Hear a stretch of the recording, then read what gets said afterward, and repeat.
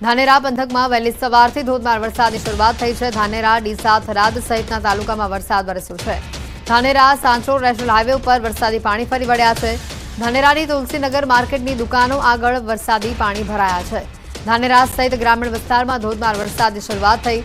ધાનેરામાં વહેલી સવારથી ધોધમાર વરસાદ પડતા વાતાવરણમાં ઠંડક પ્રસરી હતી, તો બીજી બાજુ ધાનેરાના હાલ બેહાલ થયેલા પણ જોવા મળ્યા। ધાનેરાના મુખ્ય બજારોમાં પાણી ભરાયા।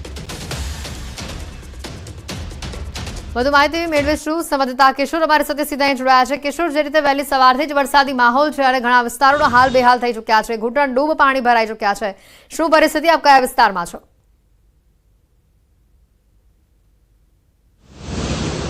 आपने जણાવ્યું કે અત્યારે હું ધાનેરા સાચોર નેશનલ હાઈવે પર 168 પર છું અને અત્યારે ધાનેરાના હાલ બેહાલ છે। 3 ઇંચ વરસાદમાં જ જે સમગ્ર શહેર છે પાણી થઈ ગયું છે। ધાનેરાથી રાજસ્થાનના સાચોરને જોડે છે, જે જેસલમેર તરફ જાય છે, એ હાઈવે પર જ અત્યારે પાણી ભરાઈ ગયા છે અને પાણી ભરાવાના લીધે વાહન ચાલકો જે છે તે મુશ્કેલીમાં મુકાઈ રહ્યા છે અને અહીંયા ટ્રાફિક જામના દ્રશ્યો પણ અત્યારે જોવા મળી રહ્યા છે। મહત્વની વાત તો એ છે કે આ હાઈવે પર પાણી ભરાઈ જતા જે હાઈવેની બાજુમાં જે તુલસીનગર માર્કેટ આવેલું છે, તે માર્કેટ આગળની જે દુકાનો છે તે દુકાનો આગળ પણ પાણી ભરાઈ જવાના લીધે વેપારીઓ છે અત્યારે મુશ્કેલીમાં મુકાયા છે। અને આપને બીજા પણ દ્રશ્યો આપને બતાવીશ કે આ જે દ્રશ્યોમાં આપ જોઈ શકો છો કે આ ધાનેરાના તુલસીનગર માર્કેટ આગળની જે દુકાનો છે તે દુકાનો આગળ જે છે તે પાણી ભરાઈ ગયા છે અને પાણી ભરાઈ જવાના લીધે જે અનેક દુકાનદારો છે તે અનેક દુકાનદારો દ્વારા પણ અત્યારે પોતાની દુકાનો ખોલવામાં નથી આવી અને અત્યારે આપ જોઈ શકો છો કે મોટા ભાગની જે દુકાનો છે તે અત્યારે બંધ હાલતમાં જોવા મળી રહી છે અને વાહનો પણ જે પાણીની અંદર અત્યારે બંધ પડી રહ્યા છે। 3 કલાકમાં 3 ઇંચ જેટલો જે વરસાદ વરસ્યો છે, આ 3 ઇંચ વરસાદમાં જ ધાનેરાના હાલ જે છે તે બેહાલ બન્યા છે। અનેક સોસાયટીઓ પાણીમાં ગરકાવ છે, મુખ્ય રસ્તાઓ પાણીમાં ગરકાવ છે। તે ઉપરાંત આજે નેશનલ હાઈવે નંબર 168 પર પણ પાણી ભરાયા છે અને ધાનેરાના જે તુલસીનગર માર્કેટથી આજે 20 થી 25 જે દુકાનો છે તે દુકાનો આગળ પાણી ભરાયા છે અને જો વધુ વરસાદ આવે તો આ દુકાનોની અંદર પણ પાણી ઘૂસી શકે છે અને વેપારીઓ જે છે તે મુશ્કેલીમાં મુકાઈ શકે છે। અત્યારે તો હજી સુધી આ પાણી ભરાયા છે, પરંતુ વહીવટી તંત્રની ટીમો આવી નથી, નગરપાલિકાના કોઈ વ્યક્તિ અહીંયા આવ્યા નથી આ પાણીના નિકાલ માટે અને જે પાણી નિકાલની વ્યવસ્થા જે કરવામાં આવી છે નગરપાલિકા દ્વારા, જે ભૂગર્ભ ગટરો છે તે ભૂગર્ભ ગટરો પણ બેક મારેલી છે। આમ વરસાદી પાણી અને ગટરના પાણી એક થતા વેપારીઓ તેમજ વાહન ચાલકો મુશ્કેલીમાં મુકાયા છે। હેતવી, બિલકુલ કિશોર, આભાર માહિતી બદલ। અન્ય મહત્વના સમાચાર છે। કચ્છમાં ભેદી બીમારીને લઈને આરોગ્ય તંત્ર એક્શનમાં આવ્યું છે। આરોગ્ય મંત્રી ઋષિકેશ પટેલ કચ્છમાં પહોંચ્યા। જિલ્લા પ્રભારી મંત્રી પ્રફુલ પાનસેરિયા પણ કચ્છ ખાતે પહોંચ્યા છે। લખપત અને અબડાસામાં શંકાસ્પદ તાવના કેસ વધી રહ્યા છે।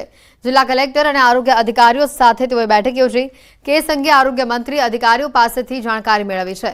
વહીવટીતંત્રને રોગ અટકાયતી પગલાં લેવા જરૂરી સૂચનો કરવામાં આવ્યા છે।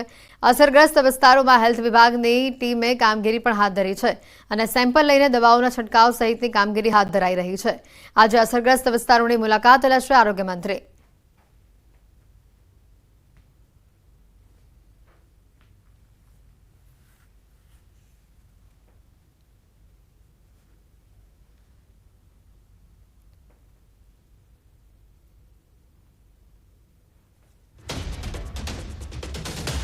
કચ્છમાં જ્યાં બીમારી વકરી રહી છે, ભેદી બીમારીને લઈને આરોગ્ય તંત્ર પણ અત્યારે એલર્ટ મોડ પર છે। અસરગ્રસ્ત વિસ્તારોમાં આરોગ્ય મંત્રી આજે મુલાકાત લેશે। જે કઈ કેસ આવે છે એનો ટ્રીટમેન્ટ કઈ રીતે થાય એના માટે અમદાવાદથી નિષ્ણાંતની ટીમ પણ બોલાવી છે, એની સાથે પણ ચર્ચા કરવામાં આવી છે। કેસીસ થયા છે, એના કેવા સિમ્પટમ છે, શું છે અને જે કઈ ગેપ્સ છે, જે કઈ પૂર્વ તૈયારી પ્રિકોશનના રીતે કરવાની છે એની પણ બધી સૂચનાઓ આપવામાં આવી। કચ્છના લખપતમાં ભેદી બીમારી વકરી રહી છે। લખપતમાં ભેદી બીમારીથી વધુ એકના મોતના સમાચાર છે। સાંદ્રો ગામે 12 વર્ષના બાળકનું મોત થયું છે। પરિવારે પ્રશાસન પર રોષ ઠાલવ્યો, પ્રશાસન પર ગંભીર આરોપ લગાવ્યા છે। લખપતમાં આરોગ્ય અને પ્રાથમિક સુવિધાઓનો અભાવ છે।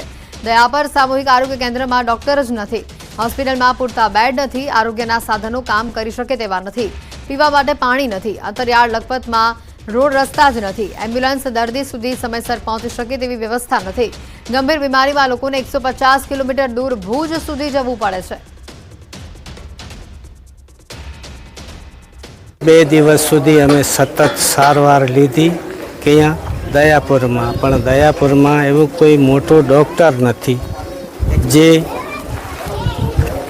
નિષ્ણાત હોય, કાર્ડિયોગ્રામ કરી શકે કે સોનોગ્રામ કરી શકે, એક્સરે કરી શકે કે વધારે સારી ટ્રીટમેન્ટ કરી શકે એવું કોઈ ડૉક્ટર નથી. બધા આરએમપી છે. આરએમપી ડૉક્ટરમાં સમજો છો, રજિસ્ટર મેડિકલ પ્રેક્ટિસ, એના પર લખેલો હોય એટલો વાંચી અને આપ્યો. રોડ રસ્તા આરએમપી જે છે ને એ પણ જવાબદાર છે, કારણ કે રસ્તા ન હોય તો અમે સમયસર એમરજન્સી પહોંચી નથી શકતા. અહીંયા વાહન પણ ન હોય, 108 બોલાવીએ પણ 2 કલાક ના આવે તો અમે શું કરીએ? 2 કલાકમાં ત્યાં તો એમરજન્સી વખતે માણસ તો જતો રહે છે. દાહોદમાં વરસાદી માહોલમાં કાચું મકાન તૂટ્યું જવા 2 લોકોના મોતના સમાચાર છે. ખરવાણી ગામમાં રાત્રે વરસાદી માહોલનો આ બનાવ છે. મકાન ધરાશાયી થતા 2 બાળકીઓના મોત થયા, જેમાં એક ઘાયલ થઈ હતી. ઘાયલ યુવકને હોસ્પિટલ ખસેડવામાં આવ્યો છે. અને હવે વાત કરીશું આ પૂરથી જાતે જ બચવું પડશે તેની.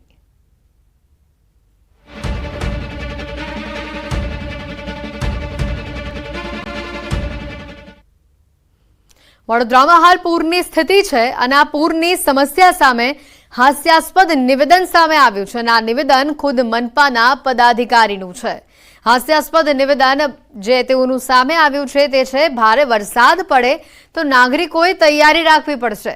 વડોદરા મનપાના સ્થાયી સમિતિ ચેરમેનનું આ ચોંકાવનારું નિવેદન કે ક્લાઇમેટ ચેન્જના કારણે વરસાદ પડતો હોય છે, નાગરિકોએ તંત્ર પર આક્ષેપો કરવાના બદલે પોતે તૈયારી રાખવી જોઈએ.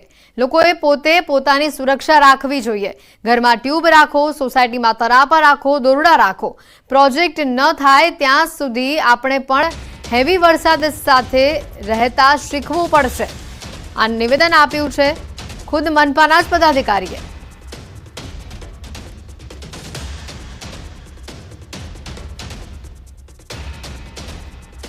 વડોદરા મનપાના અધિકારીઓ લાજવાના બદલે અહીંયા ગાજી રહ્યા છે. વડોદરા મનપાના અધિકારીઓ લાજવાના બદલે ગાજ્યા હોય તેવા આ દ્રશ્યો છે. ખુદ મનપાની બોટ અને તરાપા ખંડેર હાલતમાં છે. સુફિયાની સલાહ આપતા આ નેતા તમે આ દ્રશ્યોમાં જોઈ લો. થોડા સમય પહેલા જ વડોદરામાં તંત્રની રેસ્ક્યુ માટેની બોટ ખંડેર હાલતમાં હોવાના દ્રશ્યો આપને અમે બતાવ્યા હતા. તંત્ર ખુદ પોતાની બોટ સાચવી શકતું નથી અને આ તરફ સ્ટેન્ડિંગ કમિટીના ચેરમેન નાગરિકોને પોતાની સુરક્ષા રાખવા માટે સુફિયાની સલાહો આપી રહ્યા છે. ઘરમાં ટ્યુબ, તરાપા અને દોરડા રાખવાની તેઓ સલાહ આપી રહ્યા છે. સ્ટેન્ડિંગ ચેરમેને જણાવ્યું છે કે જનતાની સુરક્ષા માટે તંત્રને જે બોટ આપવામાં આવી છે તે હાલ ધૂળ ખાઈ રહી છે, તો પૂરની પરિસ્થિતિ આવે તો તમારે પણ તૈયારી રાખવી પડશે.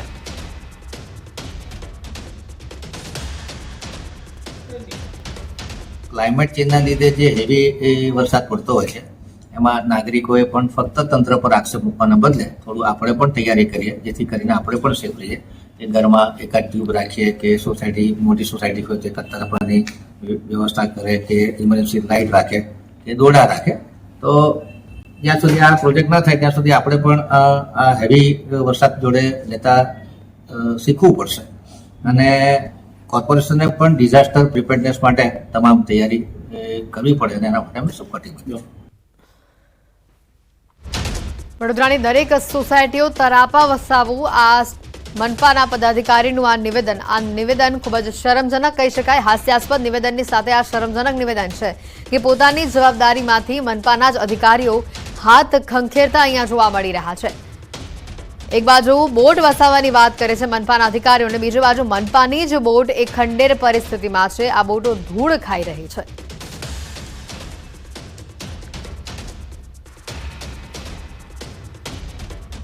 નિવેદનો અને આ દ્રશ્યો પરથી સ્પષ્ટ જોવા મળી રહ્યું છે કે ગાજવાના બદલે અહીંયા વડોદરા મનપાના અધિકારીઓ ગાજી રહ્યા છે અને પોતાનો લૂલો બચાવ કરી રહ્યા છે. સુફિયાણી સલાહ આપી રહ્યા છે સમગ્ર શહેરવાસીઓને. ખંડેર હાલતમાં જે બોટના દ્રશ્યો આપને અગાઉ પણ અમે બતાવ્યા હતા, તે બાદ પણ વડોદરા મનપા તંત્ર હજી સુધર્યું નથી અને આ બોટની મરામત કરાવવામાં હજી સુધી નથી આવી. વડોદરા સ્ટેન્ડિંગ ચેરમેનના નિવેદનથી આ વિવાદ વકરી રહ્યો છે. વિપક્ષ કોંગ્રેસે સત્તાધારી પક્ષના નિવેદનને વખોડ્યું છે. છેલ્લા 30 વર્ષમાં 15 વખત પૂર આવ્યા પણ આજ દિન સુધી કોઈ આયોજન નથી કર્યું. અને હવે શાસક પક્ષના પદ અધિકારીઓ સુફિયાણી સલાહ આપે છે કે પોતાને કોન્ફિડન્સ રહે કે પૂરની પરિસ્થિતિમાં સ્વ બચાવ કરી શકશું એટલે તરાપાને ટ્યુબ વસાવી લેવાની. એનો મતલબ એ થાય છે કે શાસક પક્ષે હવે હાથ અદ્ધર કરી દીધા છે. ભવિષ્યમાં આ જ રીતના પૂર આવવાના છે નિશ્ચિત છે. અને આનું કારણ છે 30 વર્ષમાં વિશ્વામિત્રી નદીનો એક પ્રોજેક્ટ પ્રપોઝલ બન્યો નથી કે એક જાહેરાતો ઘણી બધી થઈ, એના નામે ચૂંટણી લડાઈ રાજકારણ થયું. પ્રધાનમંત્રી નરેન્દ્ર મોદી વડોદરામાં આવ્યા ત્યારે એવું કહ્યું હતું માં વિશ્વામિત્રીને બોલાયા.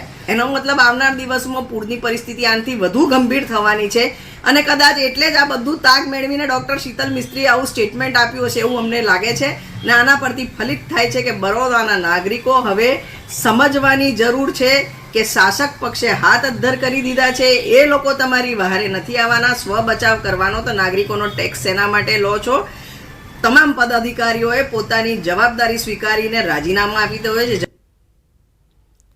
વડોદરા મનપાના સ્ટેન્ડિંગ કમિટી ચેરમેન શીતલ મિસ્ત્રીના નિવેદન બાદ જનતામાં પણ રોષ જોવા મળી રહ્યો છે. સ્થાયી સમિતિના ચેરમેને કહ્યું કે પૂરથી બચવા હવે જાતે જ ટ્યુબ અને તરાપા વસાવી લો. શીતલ મિસ્ત્રીના આ વિવાદિત નિવેદન બાદ મનપા કચેરી ખાતે વિરોધ પ્રદર્શન થયું. સામાજિક કાર્યકરો ટાયરની ટ્યુબ અને દોરડા લઈ પહોંચ્યા. કહ્યું હવે પોતે જ પોતાની રક્ષા કરવી પડશે. સત્તાધીશો વડોદરાને ડૂબાડી દેશે. જનતાને ડૂબાવનાર સત્તાધીશોમાં ગેરકાયદે બંધાયેલા દબાણો દૂર કરવાની તાકાત નથી. વધુ માહિતી મેળવીશું સંવાદદાતા હાર્દિક અમારી સાથે સીધા અહીંયા જોડાઈ ચૂક્યા છે વડોદરાથી. હાર્દિક, જે રીતની એક તો આ ઘટના સામે આવી, શીતલ મિસ્ત્રીનું જે આ નિવેદન, તે બાદ વિપક્ષનું નિવેદન અને હવે સામાજિક કાર્યકરો પણ અહીંયા વિરોધ કરવા માટે કચેરી ખાતે પહોંચ્યા છે. હાલ શું પરિસ્થિતિ? બિલકુલથી હેતવી, વડોદરા શહેરને પૂરમાં ડૂબાડનાર આ સત્તાધીશો છે તેમને ખરેખર ઢાંકણી પર પાણીમાં ડૂબીને મરી જવું જોઈએ અને શરમ આવી જોઈએ કે વડોદરાવાસીઓને તેઓ આ પ્રકારની વિચિત્ર સુફિયાની સલાહ જે છે તે આપી રહ્યા છે. ડૉક્ટર શીતલ મિસ્ત્રીના નિવેદન બાદ જે વડોદરાવાસીઓ છે તેમની અંદર ઘેરા પ્રત્યાઘાત જોવા મળી રહ્યા છે અને જે સામાજિક કાર્યકર છે તેઓ કઈ રીતે પોતાનો વિરોધ જે છે તે નોંધાવી રહ્યા છે તે દ્રશ્યોમાં જોઈ શકાય છે. શીતલ મિસ્ત્રીએ કીધું કે પોતે જ પોતાને બચાવ કરવાનો છે, ટ્યુબ સાથે રાખજો, દોરડા સાથે રાખજો. તો નાગરિકોને પણ હવે ખબર પડી ગઈ છે કે સત્તાધીશોમાં એટલી આવડત નથી કે તેઓ વડોદરાવાસીઓનું રક્ષણ કરી શકે. અતુલભાઈ સાથે વાત કરીશું. અતુલભાઈ, શું કહેશો? ડોક્ટર શીતલ મિસ્ત્રીએ તમને આ કરવા માટે મજબૂર કર્યા છે, એમનું નિવેદન કેટલું વ્યાજબી માનો છો? નિવેદન એક બાજુ ગંભીર પણ છે, એક બાજુ હાસ્યાસ્પદ છે અને ત્રીજી બાજુ એ છે કે એમના દિલની વાત બહાર આવી ગઈ છે. 30 વર્ષથી વડોદરા શહેરમાં શાસન છે. 30 વર્ષથી વડોદરા શહેર સ્માર્ટ સિટી બન્યું નહીં. 30 વર્ષની અંદર વડોદરા શહેરની પવિત્ર વિશ્વામિત્રી નદી હતી એ નાડું બની ગયું. 30 વર્ષની અંદર આ જ વિશ્વામિત્રી નદીમાં અનેક પ્રકારના બાંધકામો થયા. અઘોરા મોલ લઈ લો, અનેક પ્રકારના નગરસેવકોના બાંધકામ લઈ લો, સાથે સયાજી હોટલ, એટલે અનેક બ્રિજ નાખીને નદીને નાડું બનાવી દીધું. હાલમાં જે પૂરના પાણી આવ્યા, મારા ઘરમાં આવ્યા, તમારા ઘરમાં આવ્યા, ગરીબના ઘરમાં, અમીરના ઘરમાં, તમામના ઘરમાં પૂરના પાણી ફરી વળ્યા. કરોડો રૂપિયાનું નુકસાન થયું અને જોઈ શકો છો 100 રૂપિયા આપવા, 2500 રૂપિયા આપવા નીકળી પડ્યા છે. જ્યારે ગઈકાલે આ નિવેદન આપ્યું છે એનો અમે વિરોધ કરીએ છીએ અને જે રીતના નાગરિકોને કીધું છે કે ટ્યુબ રાખવાની, દોરડા રાખવાના, તરાપા રાખવાના, અમે વેરો ભરીએ છીએ તો તમારે વેરાનું વળતર આપવાનું છે. પરંતુ વળતર આપવામાં ના કામયાબ થયેલા ચેરમેને આ નિવેદન આપ્યું છે. અમારી વડોદરા શહેરની જનતાની વિનંતી છે, કોઈને કોઈ રીતે આ સત્તાધીશોને સત્તા પરથી દૂર કરો અને તમામ વકીલ મિત્રોશ્રીને વિનંતી છે કે આ વડોદરા મહાનગરપાલિકા સુપરસીડ થાય તેવા પ્રયાસ કરવા વિનંતી છે. કમલેશભાઈ છે, તેમના દ્રશ્યો બતાવીશું. હાથમાં દોરડું પકડ્યું છે એટલે કમલેશભાઈને જ પૂછીશું કે કમલેશભાઈ શું કહેશો? પૂરની પરિસ્થિતિ બાદ હાથમાં અત્યારે દોરડું પકડ્યું છે, ચૂંટણી કદાચ આવે તો રોકડું પકડાવશે એવું લાગે? ચોક્કસથી જે વખતે પૂર આવ્યું હતું તે વખતે આ દોરડું પકડવા માટે પણ આ લોકો તૈયાર નતા. એટલે હવે જનતાને ખબર પડી ગઈ છે કે હવે જાતે આપણે એકબીજાની મદદ કરવી પડશે. કારણ કે રામના નામ પર તરેલા આ પથ્થરો કંઈક ને કંઈક અત્યારે એવું લાગી રહ્યું છે કે જે પોતાની મન મરજી પ્રમાણે નિવેદનો આપી રહ્યા છે અને જનતાને ગેરમાર્ગે દોરી રહ્યા છે. એટલે જ્યારે જો જનતા ટેક્સ વેરો ભરતી હોય, સફાઈ વેરો, કોમર્શિયલ ટેક્સ, બધી જ રીતના ટેક્સ જો જનતા ભરતી હોય તો તમે શું મફતનો પગાર લો છો? એટલે ખાસ કરીને વિશ્વામિત્રી નદીની ઉપર જેટલા પણ દબાણો છે એ તોડવાની જગ્યાએ આજે બીજા નિવેદનો આપી રહ્યા છે એ બિલકુલ હાસ્યાસ્પદ વાત અમને લાગી રહી છે. હેતવી, ફરી એક વખત દ્રશ્યો જે છે તે દર્શકોને બતાવીશું. આ કૃત્ય જે છે તે કરવા માટે જે વડોદરાના સત્તાધીશો છે તેમણે જ નાગરિકોને મજબૂર કર્યા છે. કારણ કે આ હદે વિરોધ નોંધાવવો પડે એટલે સત્તાધીશોએ ખરેખર પોતાના નિવેદન બાદ ડૂબીને મરી જવું જોઈએ. સામાજિક કાર્યકર જે છે તે વડોદરાવાસીઓ વતી પોતાની વેદના જે છે તે વ્યક્ત કરી રહ્યા છે. ઉલ્લેખની બાબત છે કે જે લોકોના ઘરમાં 30-30 લાખ રૂપિયા નુકસાન થયું છે એવા લોકોને 300 રૂપિયાની કેશ ડોલ જે છે તે સત્તાધીશો આપી રહ્યા છે. ત્યારે અને એ નિવેદન જે આપ્યું છે શીતલ મિસ્ત્રી, ત્યારબાદ તેઓ પણ ગાયબ થઈ ગયા છે. છે અને પૂરી પરિસ્થિતિ જ્યારે સર્જાઈ ત્યારે એક પણ સત્તાધીશ જે છે તે ફિલ્ડમાં દેખાવ નથી. અમે પોતે જ્યારે ફિલ્ડમાં ફરતા હતા ત્યારે નાગરિકોને રડતા જોયા છે, પરંતુ સત્તાધીશો જે છે તેમની આંખોમાં હજી સુધી આંસુ નથી આવ્યા અને જે વડોદરાવાસીઓ છે તેમના પ્રત્યે જે લાગણી છે એ પણ સત્તાધીશોમાં દેખાતી નથી, જેના કારણે જે વડોદરાવાસીઓ છે અત્યારે વડોદરા મહાનગરપાલિકાના જે વહીવટદારો છે તેમનાથી નારાજ જોવા મળી રહ્યા છે. હેતવી, હાર્દિક, આ નિવેદન બાદ શીતલ મિસ્ત્રીના નિવેદન બાદ મેયર તરફથી અથવા અન્ય કોઈ તંત્રના અધિકારીઓ તરફથી કોઈ નિવેદનો સામે આવ્યા છે આ ઘટનાને લઈને?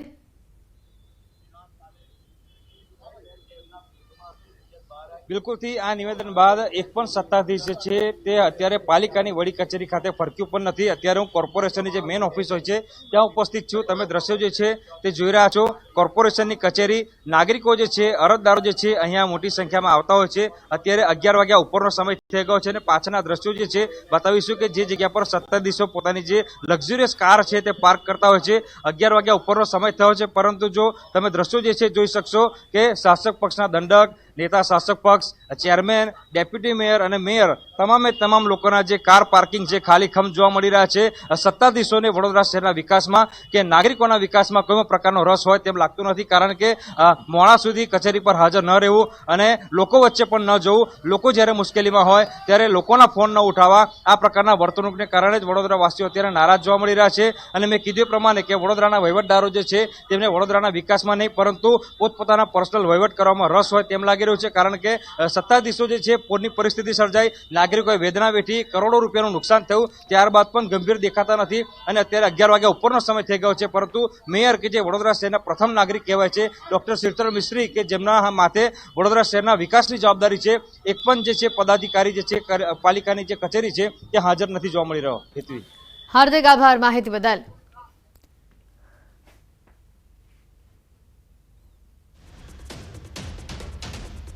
વડોદરા વિસ્તારમાં જે હાલ પૂરની પરિસ્થિતિ છે અને જે માહોલ છે તેની વચ્ચે પદાધિકારીઓના આજે નિવેદનો સામે આવી રહ્યા છે. ખૂબ જ શરમજનક નિવેદન છે. આગળ વધીએ અને સમાચારોમાં તો ઉત્તર ગુજરાતના કેટલાક જિલ્લામાં હજી વરસાદી માહોલ જે છે તે જામેલો જોવા મળી રહ્યું છે. અરવલ્લીના ધનસુરામાં પણ વહેલી સવારથી જ ધોધમાર વરસાદ વરસી રહ્યો છે. સવારથી જ ધોધમાર વરસાદ વરસતા વાતાવરણમાં ઠંડક પ્રસરી છે, તો બીજી બાજુ નીચાણવાળા વિસ્તારોમાં પાણી ભરાઈ ચૂક્યા છે. વરસાદના કારણે અંબાજી જતા પદયાત્રીઓને પણ હાલાકી વેઠવવી પડી.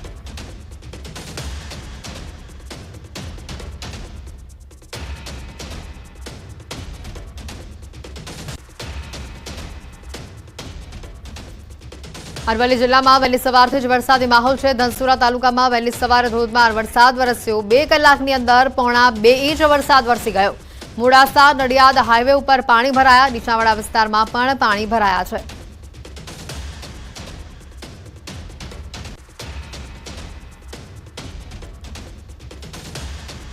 ઉત્તર ગુજરાતમાં સવારથી જ વરસાદી માહોલ જોવા મળી રહ્યો છે. પાટણ, મહેસાણા, બનાસકાંઠા, અરવલ્લી, સાબરકાંઠામાં વરસાદ જોવા મળી રહ્યો છે. ઉત્તર ગુજરાતના 5 જિલ્લામાં વહેલી સવારથી જ વરસાદી માહોલ છે. સાબરકાંઠા જિલ્લાના ઘણા તાલુકામાં વરસાદ જોવા મળી રહ્યો છે. પ્રાંતિજ, વડાલી, હિંમતનગર સહિત ઘણા ભાગોમાં વરસાદી માહોલ છે. હિંમતનગર અને પ્રાંતિજના ગ્રામ્ય વિસ્તારોમાં વરસાદ જોવા મળી રહ્યો છે. ગઢોડા, સુનાસણ, રામપુરા ચોકડી, નાનપુર સહિતના ગામડાઓમાં વરસાદી ઝાપટા જોવા મળ્યા. 4 દિવસના વિરામ બાદ વિસ્તારોમાં ફરી એકવાર વરસાદી માહોલ જામતા વાતાવરણમાં ઠંડક પ્રસરી છે.